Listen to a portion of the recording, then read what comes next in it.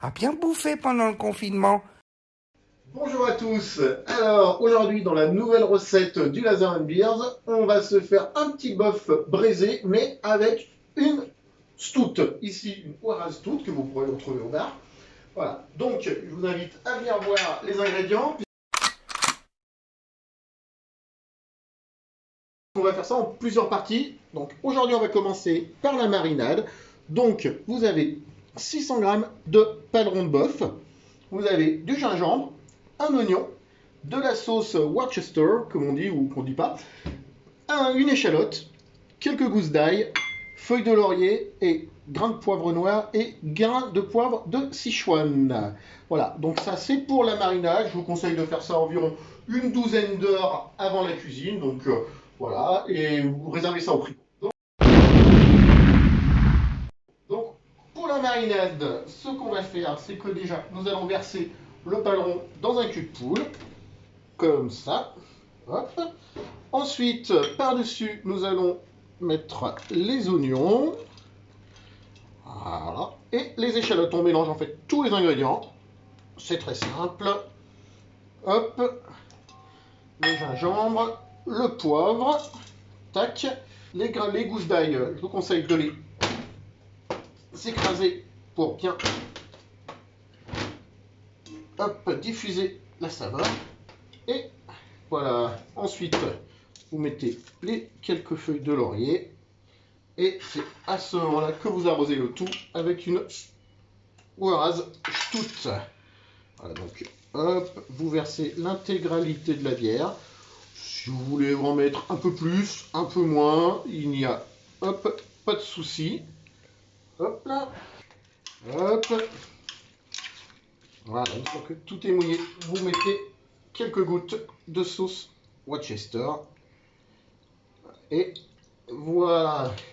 Hop, une fois que tous les ingrédients sont bien mélangés, vous filmez, vous mettez au frigo, et la suite dans une douzaine d'heures. À bientôt. Eh ben, on se retrouve pour la suite de notre recette. Donc, on va récupérer la marinade qu'on a fait hier. Hop. Voilà, qui est le temps de mariner toute la nuit. Donc, dans la Oaraz Stout. Que ça, donc tout ça a très bien mariné. Comme vous pouvez le voir, j'ai rajouté un peu de Oaraz pour bien couvrir. Hop. Alors, vous allez passer cette marinade à la passoire afin de récupérer les jus. Sur ce, vous récupérez les morceaux de viande délicatement que vous remettez dans votre cul de poule. Une bonne cuillère de moutarde dans le cul de poule et vous mélangez pour bien moutarder tous les morceaux de viande.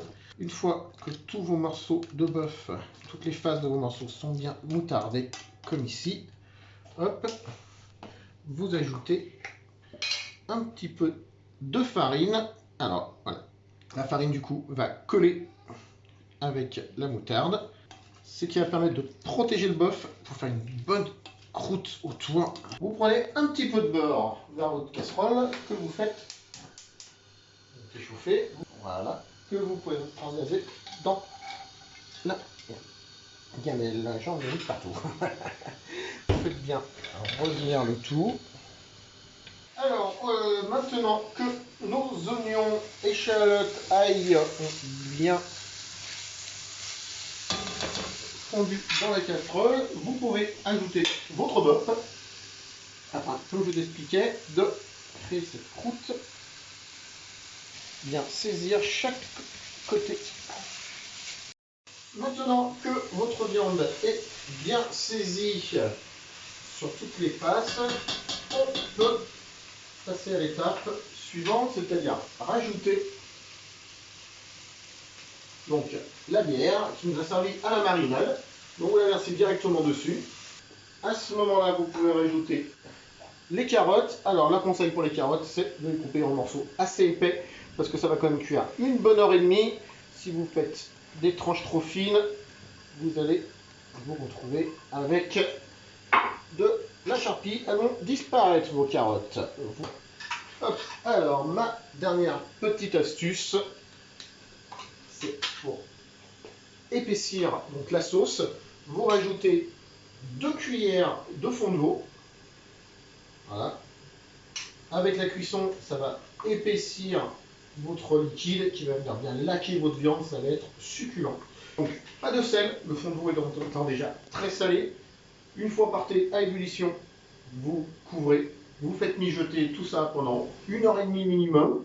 Vous venez quand même régulièrement racler le fond de la casserole pour bien décrocher les sucres du fond de la casserole.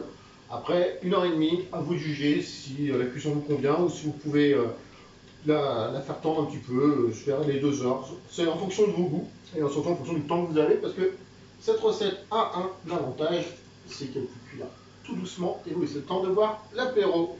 Donc là, je vais couvrir et on se revoit tout à l'heure. On se retrouve donc 1h30 plus tard avec notre petit bœuf qui a bien cuit, avec la sauce qui a bien épaissi. Vous accompagnez ça avec une petite Juarez toute et c'est divin. Vous mettez quelques tagliatelles avec la sauce, vous allez vous faire péter le bide.